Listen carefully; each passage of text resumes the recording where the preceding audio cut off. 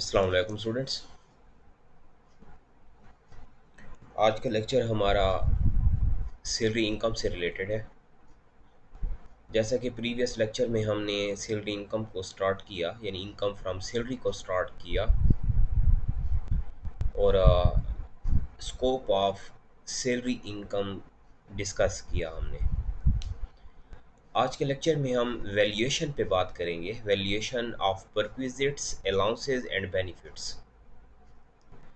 यानी अगर आपके सामने किसी भी एम्प्लॉय की, किसी भी एम्प्लॉयर की या किसी भी गवर्नमेंट या प्राइवेट वर्कर की परक्विजिट्स हों या कोई अलाउंसेस हों या बेनिफिट्स हों जो सैलरी पर्सन रिसीव कर रहा हो, तो इनको वैल्यूएट कैसे किया जाएगा, यानी इनकी वैल्यूएशन करने के बाद आप इनको रिटर्न में कैसे रिकॉर्ड करेंगे, यानी टैक्स रिटर्न में कैसे रिकॉर्ड करेंगे। तो हम स्टार्ट कर लेते हैं valuation. Valuation of perquisites, valuation of allowances and valuation of benefits. Her employee basic salary के साथ परक्विजिट्स भी ले रहा होता है, अलाउंसेस भी रिसीव कर रहा होता है और कुछ बेनिफिट्स ले रहा होता है, यानी रिसीव कर रहा होता है। अगर कोई एम्प्लॉई परक्विजिट्स ले रहा हो, अलाउंसेस ले रहा हो और बेनिफिट्स ले रहा हो, तो उसको टैक्स रिटर्न में, टैक्स गोशवारा में, यानी कैसे रिकॉर्ड करेंगे, टैक्स अकाउंटिंग कैसे की जाएगी। तो परक्विजिट्स, अलाउंसेस और बेनिफिट्स को पढ़ने से पहले ज़रूरी है कि हम ये देख लें कि बेसिक सैलरी किसे कहा जाता है, सैलरी किसे कहा जाता है और मिनिमम ऑफ टाइम स्केल से क्या मतलब होगा। To determine the above values, first of all, the following terms must be clearly understood. Minimum of time scale of basic salary, basic salary को समझना ज़रूरी है। और फिर ये देखें कि सैलरी में सैलरी की डेफिनेशन क्या होगी या सैलरी के फीचर क्या होंगे। Minimum of time scale of basic salary, the amount from where the salary scale of employ starts. एक एम्प्लॉय जब, एक वर्कर या कोई भी पर्सन, कोई भी जॉब होल्डर जब सेलेक्ट होता है, उसकी सिलेक्शन होती है या कोई भी जॉब वो ज्वाइन करता है, तो उसे एक स्केल दिया जाता है, बीपीएस, और यानी बेसिक पे स्केल दिया जाता है। बेसिक पे स्केल बताता है कि एक एम्प्लॉई की बेसिक सैलरी क्या होगी, उसको एनुअल इंक्रीमेंट कितना लगेगा और उसकी मैक्सिमम पैकेज कितना होगा, मैक्सिमम सैलरी कितनी होगी। इसे कहा जाता है बेसिक पे स्केल। जैसे scale 1 to scale for example 21 है, स्केल 20, 18, 17, 16, डिफरेंट स्केल्स होते हैं एम्प्लॉइज़ के।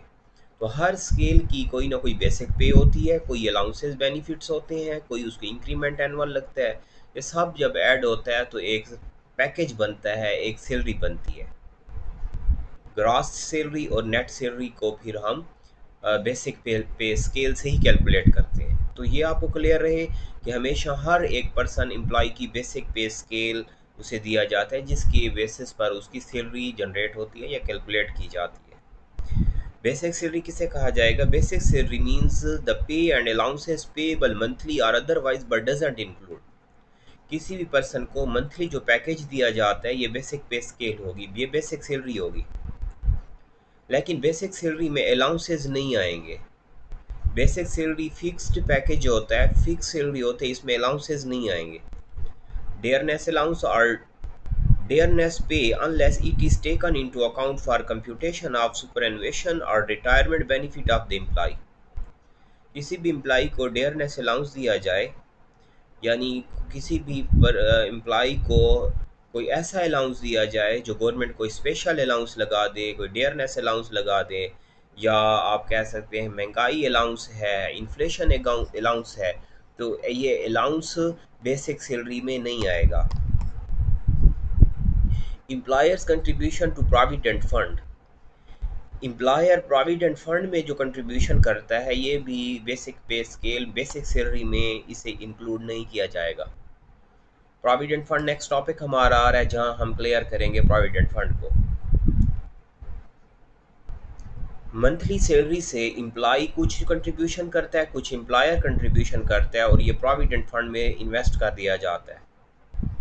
इससे जो इंटरेस्ट आता है उसकी रेशो डिवाइड की जाती है, डिविडेंड डिवाइड किया जाता है एम्प्लॉय को और एम्प्लॉयर को, और ये बेसिक सैलरी नहीं होगा। Special allowance, convince allowance, accommodation allowance, medical allowance, entertainment allowance, utilities allowance etcetera, ये सारे अलाउंस अगर किसी एम्प्लॉय को मिल रहे हैं तो ये बेसिक सैलरी नहीं होगी।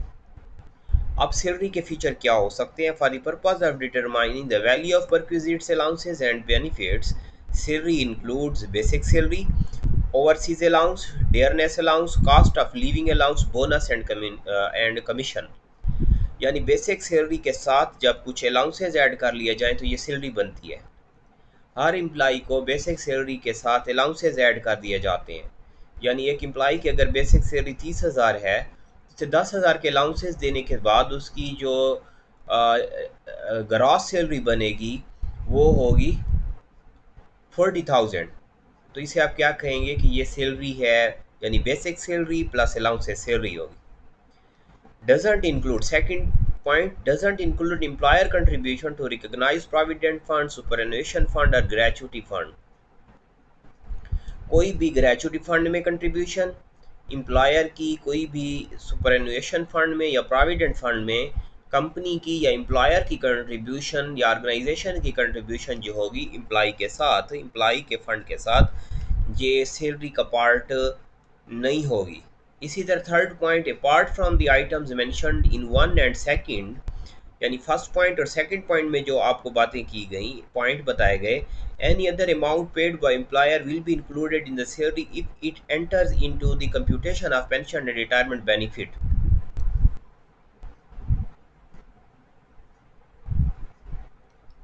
अगर एम्प्लॉय को बेसिक सैलरी के साथ अलाउंसेस भी दिए जाएं, अलाउंसेस के अलावा एम्प्लॉयर प्रोविडेंट फंड में कंट्रीब्यूशन कर रहा हो तो सैलरी का पार्ट नहीं होगा ये। लेकिन इन पॉइंट्स के अलावा अगर कोई एक्स्ट्रा कोई अलाउंस मिले तो ये अलाउंस सैलरी का पार्ट होगा। अगर कोई ऐसा अलाउंस मिले जिसका पेंशन बेनिफिट भी वर्कर को मिलना हो या फ्यूचर में दिया जाएगा तो ये भी सैलरी का पार्ट होगा।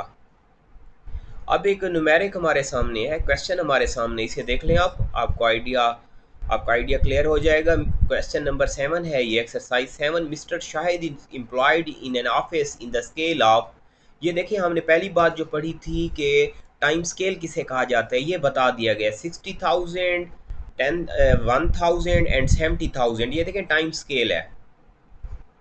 टाइम स्केल बता रहे हैं कि एक एम्प्लॉय की जो बेसिक सैलरी है जो 60,000 होगी, जो एम्प्लॉय ये जॉब कर रहा है जिस ऑफिस में किसी भी स्केल पर, इसे 1,000 हर साल दिसंबर में इंक्रीमेंट लगेगा। यानी दिसंबर हर साल के एंड में यानी 12th मंथ में इसे 1,000 का इंक्रीमेंट लगेगा और जनवरी की सैलरी में ये ऐड हो जाएगा। हर साल 1,000 का इंक्रीमेंट इस एम्प्लॉय को ज़रूर लगेगा, रेज लगेगा। और इसकी मैक्सिमम पे 70,000 से ज़्यादा नहीं हो सकती। यानी अलाउंसेस को मिलाने के बाद 60,000 इसकी सैलरी बेसिक है, 1,000 इसे एनुअल लगेगा, बाकी इसे 9,000 के अलाउंसेस दे दिए गए हैं। लेकिन इसकी 70,000 से ज़्यादा सैलरी नहीं हो सकती जब तक ये इस स्केल पे काम करेगा।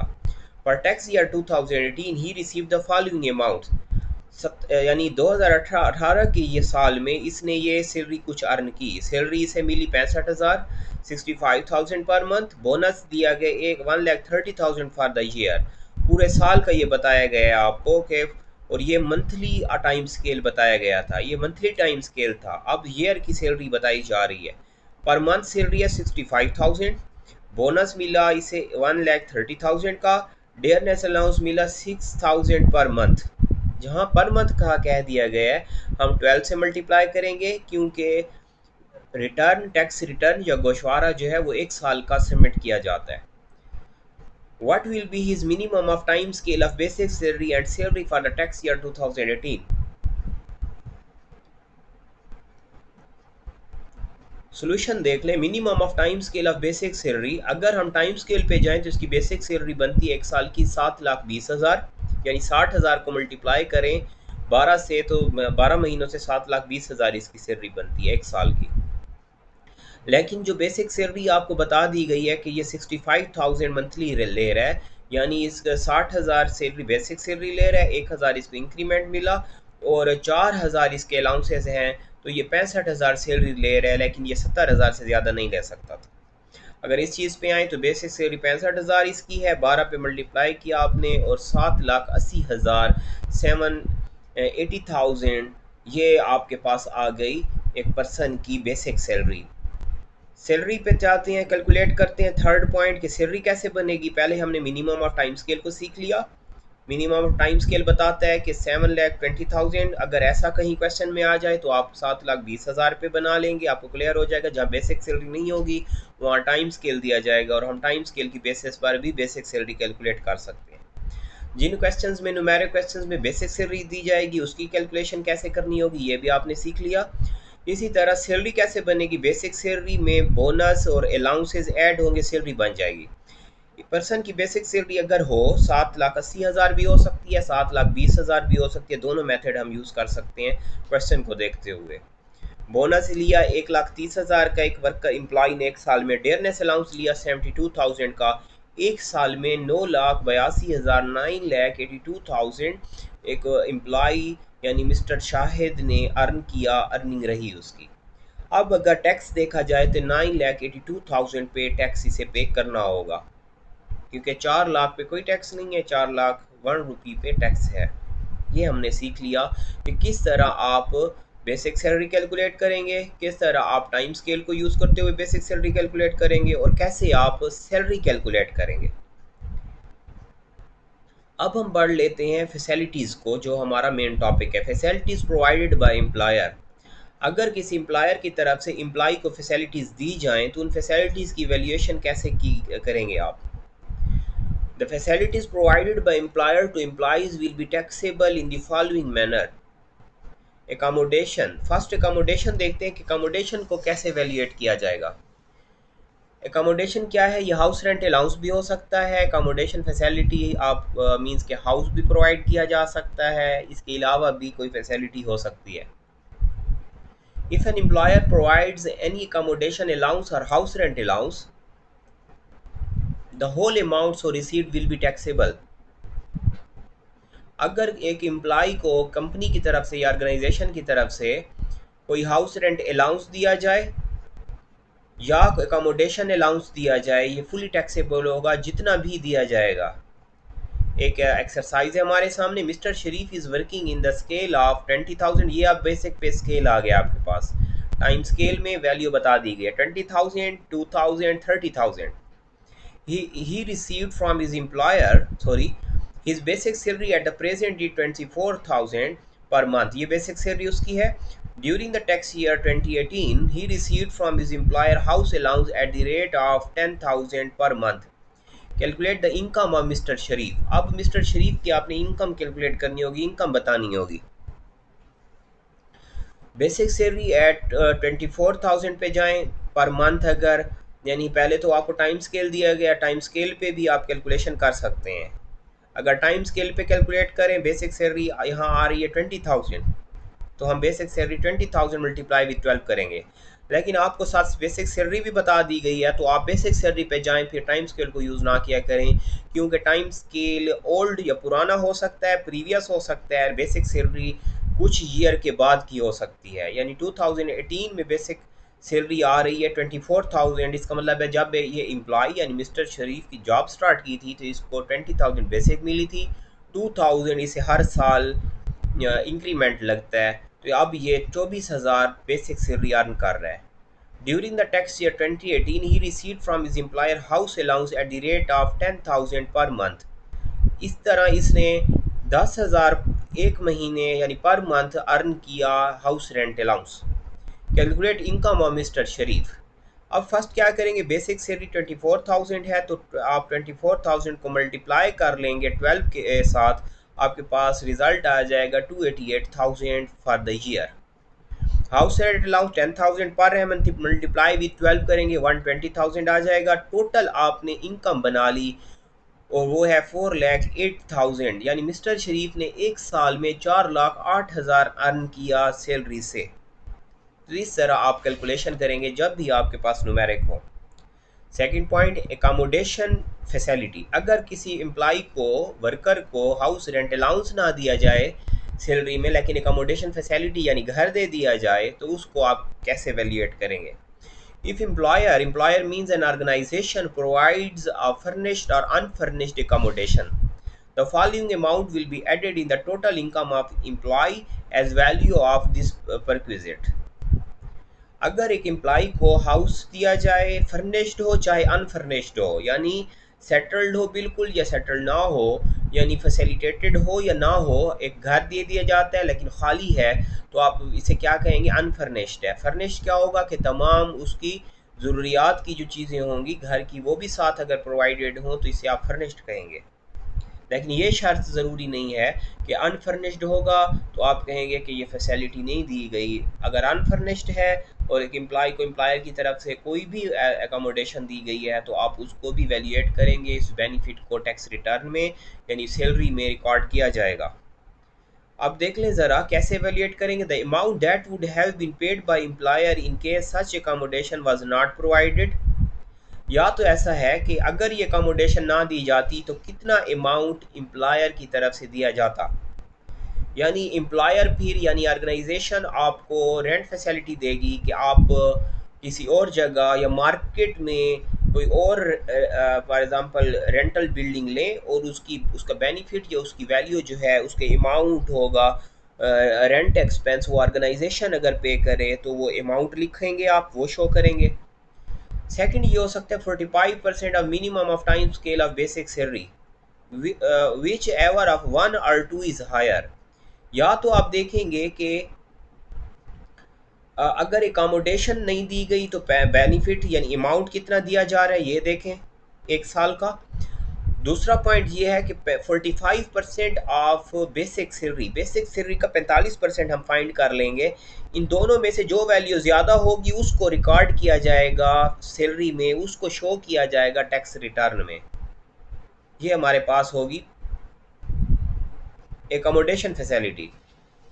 अब एकोमोडेशन फैसिलिटी को मैंने तो आपके सामने सेकंड पॉइंट जो रखा, अब इसकी हम एक सोल्यूशन देख लेते हैं। Mister Shabir is working in the scale of 25,000, 1,000, 35,000। At the present his basic salary 30,000 per month. यानी एक मिस्टर शबीर एक एम्प्लॉई है जो 25,000 बेसिक सैलरी लेता है टाइम स्केल को अगर देखा जाए, 1,000 उसे एनुअल इंक्रीमेंट, 35,000 से ज़्यादा ये सैलरी नहीं ले सकता मंथली। अब ये वो कितनी सैलरी ले रहा है? 30,000 ले रहा है, यानी 25,000 तो बेसिक थी और उसे कुछ अलाउंसेस लगे, यानी इसका मतलब ये हुआ कि वो 3-4 साल काम कर चुका है।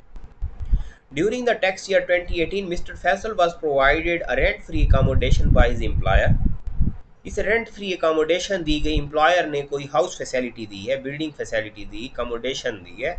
He was entitled to accommodation allowance of 15,000 per month. If his accommodation was not provided to him, what is the total income of Mr. Shabir? यानी अगर मिस्टर शबीर को ये अकोमोडेशन फैसिलिटी ना दी जाती, हाउस फैसिलिटी, बिल्डिंग फैसिलिटी ना दी जाती, house building, तो फिर इसे 15,000 का अलाउंस दिया जाता जिसका वो हकदार है। अब हमने क्या बताना है? What is the total income, इसकी टोटल इनकम बता दें, यानी इसने कितनी अर्निंग की। बेसिक सैलरी कैसे कैलकुलेट करेंगे? हम टाइम स्केल पे नहीं जाएंगे, बेसिक सैलरी बता दी गई है, उसको 12 के साथ मल्टीप्लाई कर लेंगे। पर मंथ है, मल्टीप्लाई विद 12 तो 360,000 एनुअल यानी 12 मंथ की बेसिक सैलरी हो गई। अब एकोमोडेशन की वैल्यूएशन कर लेते हैं कि कितनी वैल्यू की, किस अमाउंट का बेनिफिट मिला मिस्टर शबीर को। Value of accommodation facility, amount receivable if accommodation was not given. अगर एकोमोडेशन ना दी जाती तो फिर कितना अमाउंट दिया जाता? 1,80,000 दिया जाता, 15,000 मल्टीप्लाई विद 12। इसी तरह अगर दूसरे पॉइंट पे जाएं, 45% of minimum of time scale of basic salary. Rule क्या है? Minimum of time scale of basic salary. Basic salary पे नहीं जाना, time scale of basic salary पे जाना है। तो टाइम स्केल पे जाएं तो टाइम स्केल में बेसिक सैलरी कितनी है? 25,000 है। 25,000 मल्टीप्लाई विद 12 कर लेंगे, 12 मंथ मल्टीप्लाई विद 40%, आपके पास रिजल्ट आ जाएगा 135,000 एनुअल बेनिफिट। अब आपको क्या कहा गया था? अगर आप रूल पे आ जाएं, रूल में हमें कहा गया था कि विच एवर ऑफ 1 और 2 इज़ हायर, जो हायर होगा उसे आप रिकॉर्ड करेंगे।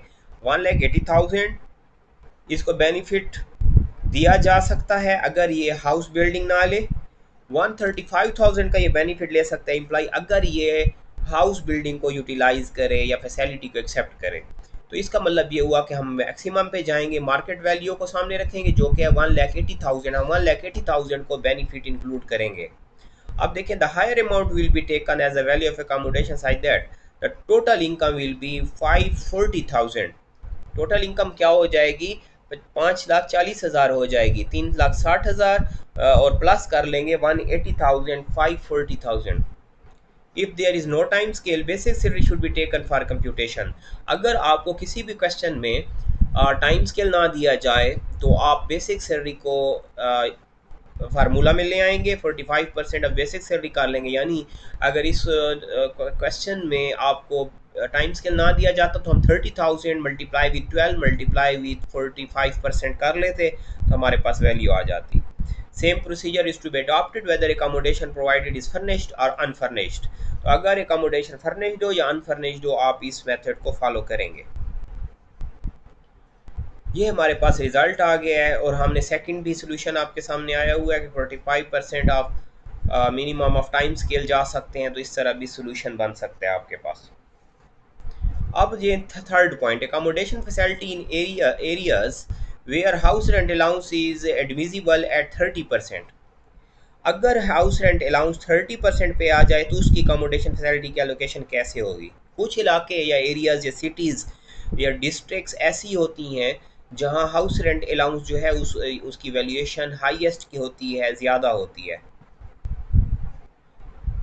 यानी ऐसे जैसे बिग सिटीज़ हैं, बिग सिटीज़ में हाउस रेंट अलाउंस ज़्यादा दिया जाएगा एम्प्लॉय को, और जो ऐसी सिटीज़ हैं जैसे फॉर एग्ज़ाम्पल स्मॉल सिटीज़ हैं, इन इलाकों में हाउस रेंट अलाउंस कम दिया जाता है वर्कर्स को या एम्प्लॉयज़ को। तो यहाँ देख लें कैसे कैलकुलेशन करेंगे। Accommodation facility in the areas where house rent allowance is admissible at 30%. In areas other than big cities, the house rent allowance admissible to the government implies 30%। यानी जो बिग सिटीज़ हो गई उनसे इनके अलावा क्या होगा, 30% होगा, और बाकी जो है 45% पे आप ले जाएंगे।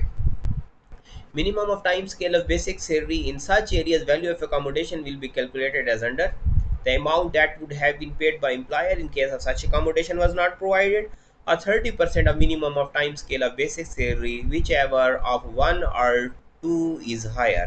इनमें से जो हायर अमाउंट होगा उसको आप रखेंगे, जैसे हमने प्रीवियस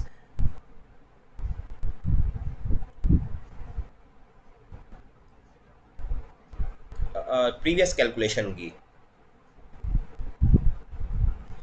अब एक क्वेश्चन है मेरे सामने कि एज्यूम दैट इन इलस्ट्रेशन 7, जो प्रीवियस मिस्टर शबीर की हमने क्वेश्चन देखा, is implied in Khoshab where the house allowance is visible to government employees at 30% of minimum of time scale of basic salary, all other particulars remain the same, calculate his total income। और अगर ऐसा हो कि यानी खुशाब का कहा दिया गया है, जैसे मैंने बिग सिटीज़ का कहा कि बिग सिटीज़ में आप अगर कोई एम्प्लॉई है या जॉब कर रहा है तो उसको 45% बेनिफिट दिया जाएगा, और अगर स्मॉल सिटीज़ हैं, बिग सिटीज़ नहीं हैं, तो यहाँ क्या होगा, 30% बेनिफिट दिया जाएगा या अलाउंस दिया जाएगा। तो खुशाब का कहा गया ये ऐसी डिस्ट्रिक्ट्स हैं जहाँ हाउस रेंट यानी मार्केट वैल्यू जो है, रेंटल वैल्यू वो इतनी हाई नहीं होती, तो वहाँ भी 30% पे आप कैलकुलेशन में आएंगे। तो अगर 30% पे आप आएँ तो फिर आप क्या कर लेंगे, रेट बना लेंगे, हम यही कैलकुलेशन कर लेते हैं। बाकी तो वैल्यू सब यानी जो हम क्वेश्चन कर चुके हैं इसको देख लें कि यानी 30,000 वो अगर एक एम्प्लॉई ले रहा है मिस्टर शबीर, 12 महीनों का 3,60,000 लेगा, और एकामोडेशन पे जब आ जाएँ तो एक एकामोडेशन हम टाइम स्केल पे बनाएंगे, दूसरी बेसिक सैलरी पे बनाएंगे। टाइम स्केल पे बना लें तो 15,000 क्योंकि ले रहा है तो 180,000 हो गया। लेकिन अगर ये कर लें कि पहले हमने 45% बनाया था, अब हम 30% कर लेंगे, क्या हो जाएगा, 30% multi sorry 25,000 multiply with 12 multiply with 30%, तो यहाँ वैल्यू आ जाएगी। आप देखेंगे कि दोनों वैल्यूज़ में कौन सी हाईएस्ट वैल्यू है। यानी अगर मैं कैलकुलेशन कर लूँ तो हमारे पास रिज़ल्ट कैसे हो सकता है।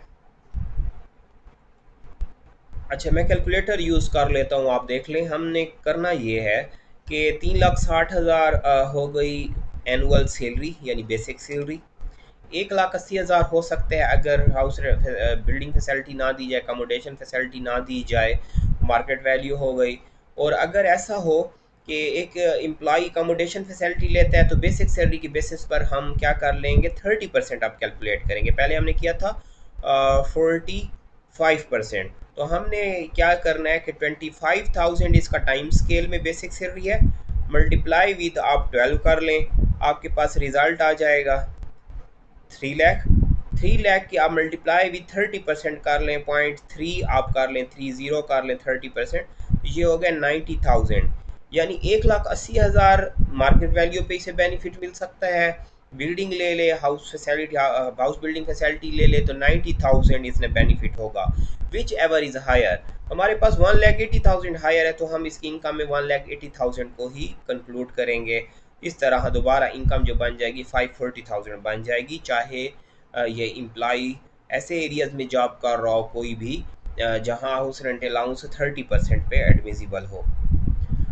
तो ये हो गया आपके पास, हमने पढ़ लिया अकोमोडेशन फैसिलिटी को। और इसके बाद हम पढ़ते हैं कि कन्वेंस फैसिलिटी अगर एम्प्लॉय को दी जाए तो इसके मेथडोलॉजी या मेथड क्या हो सकता है। Sometimes an employer provides the employee either a conveyance for his use or conveyance allowance is provided। या तो कन्वेंस गाड़ी दे दी जाती है, व्हीकल दे दी जाएगी, मोटर कार दे दी जाएगी, या फिर क्या होगा, फैसिलिटी दे दी जाएगी, यानी अलाउंस दे दिया जाएगा। How to determine the value of this facility और allowance for the purpose of calculating taxable income. The important situations and their treatment are being discussed here. The first one is conveyance allowance। अगर किसी employ को conveyance allowance दिया जाए तो क्या treatment होगी।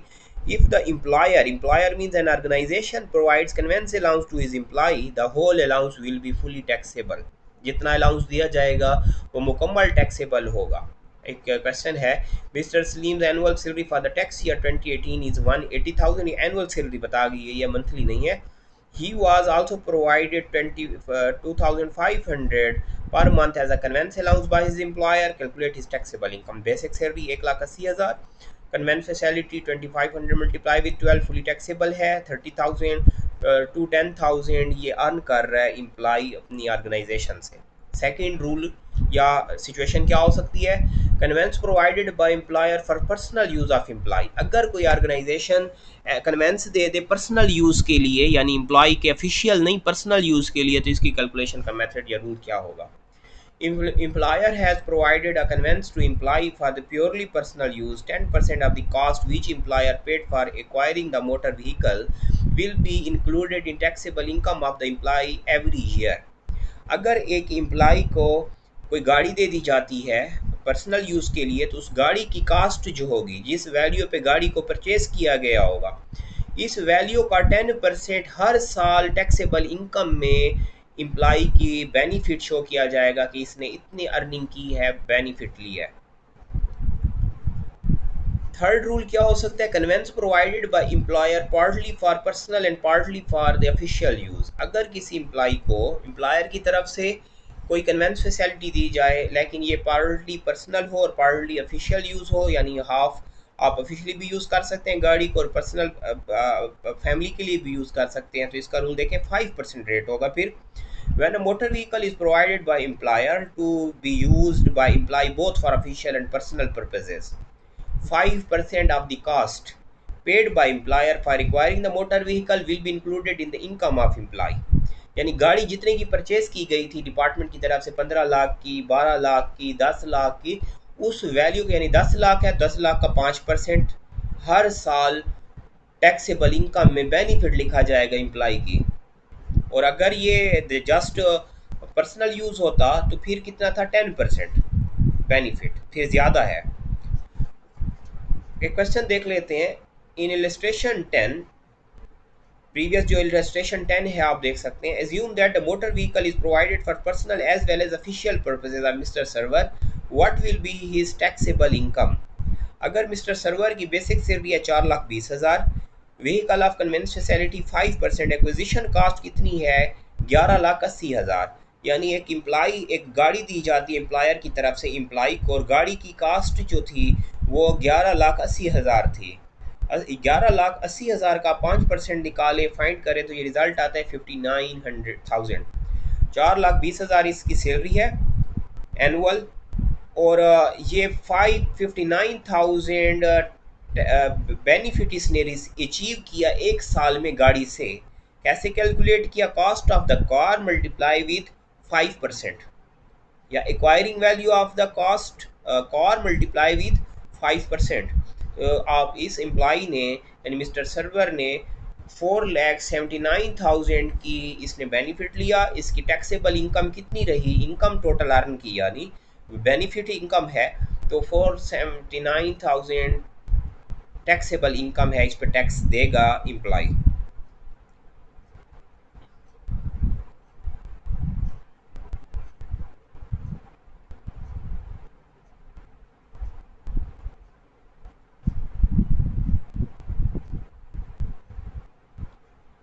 अब नेक्स्ट पॉइंट हमारे पास है कि अगर कोई एम्प्लॉय कन्वेंस या कन्वेंस फैसिलिटी ले रहा है, लेकिन कन्वेंस जो लीज पे परचेज की गई, एक्वायर की गई डिपार्टमेंट की तरफ से, ऑर्गेनाइजेशन की तरफ से, इसका मेथड क्या होगा? In case of motor vehicle is acquired by the employer on lease, the fair market value at the commencement of lease will be asserted. In case of B, यानी बी जो rule हमने पढ़ा, about 10% of fair market value, in case of C about 5% of such value will be added in the total income. वही method follow करेंगे। जो market value होगी, एक commencement value होगी, यानी अगर एक कार ली गई, एक गाड़ी ली गई, ऑर्गेनाइजेशन ने लीज़ पर ली है, और लीज़ की जो वैल्यूएशन थी, यानी उस वक्त जो कमेंसमेंट वैल्यू थी, एग्रीड वैल्यू रही लीजी और लेज़र के दरमियान, यानी ऑर्गेनाइजेशन एम्प्लॉयर और लीज ऑर्गेनाइजेशन के दरमियान, तो इस वैल्यू की आप कैलकुलेशन करेंगे। यानी अगर होता ये पर्सनल यूज़ के लिए गाड़ी, तो कमेंसमेंट वैल्यू यानी लीज वैल्यू मल्टीप्लाई विथ 10%। अगर पार्टली फॉर पर्सनल और पार्टली फॉर ऑफिशियल यूज़ होता, तो कमेंसमेंट वैल्यू यानी लीज वैल्यू मल्टीप्लाई विद 5% आप जाते और आप कैलकुलेशन कर लेते। तो ये हमारे पास आज हम जस्ट थ्री फैसिलिटीज़ पे हमने बात की है। और नेक्स्ट लेक्चर जो होगा हमारा, हम इसी लेक्चर को कंटिन्यू करेंगे, इसी टॉपिक को कंटिन्यू करेंगे, और हम फर्दर जो फैसिलिटीज़ हैं उन पे बात करेंगे कि एक एम्प्लॉय कौन कौन सी फैसिलिटीज़ ले सकता है। जैसा कि मेडिकल फैसिलिटी है, मेडिकल अलाउंस है, प्रोविडेंट फंड की फैसिलिटी है, एंटरटेनमेंट अलाउंस है, और डिफरेंट और अलाउंसेज हैं एम्प्लॉयज़ को दी जाते हैं, बोनस हो गया एम्प्लॉयर की तरफ से, तो उनकी वैल्यूएशन या कैलकुलेशन कैसे होगी। Thanks for watching. अल्लाह हाफिज़।